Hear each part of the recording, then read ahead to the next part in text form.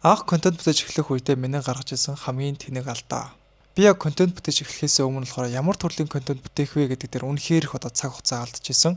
Олон контент бүтээгчдийг харангуул өөрийгөө олжчихсан те нэг нишээ бариад тэрнгүүрээ контент хийгээ явж байгаа байхгүй. Тэгэнгүүт би ч гэсэн контент хийх хүсэж байгаа. Гэхдээ ямар төрлийн контентийг яаж хийхээ ерөөсөй ойлгохгүй байгаад өгсөн. Тэгээд 1 жил, 2 жил гээд маш урт хугацааг бализын алдчихсан байсан эхлэх гэсээртэл тэгэд нэг өдөр болохоор олон мянга олон сая дагагчтай нэг контент бүтээгчийн хэлсэн үг яг миний контент хийхэд нэлийн түлхэц болж исэн тухайд тэр үг нь юу байсан бэ гэхээр нэг чиглэл нэг ништ баригдаж хизээж битээ контент хийгэрэй гэж бол хэлж исэн. Тэгэд би яг энэ үгийг жихнээсээ ойлгоод зүрхэндээ ойлгож аваад анхныхаа инстаграмынхаа рил постыг бол оруулж исэн. Яг үнтэй адилхан та яг над чиг ямар чиглэлээр контент хийх үү, миний ниш юу ингээд бодоод л ингээд цаг хугацаа алдаад байгаа бол та нэг ништ хариалагдах контент бүтээн гэж хизээж битээ бодоорой. Та personal brand-ийг хөгжүүлж байгаа бол ниш гэдэг зүйл бол та өөрөө юм шүү. За тэгээд та контент хийхдээ ханаас эхлэх мэдэхгүй байгаа бол коммент дээр контент гэж бичээрэй.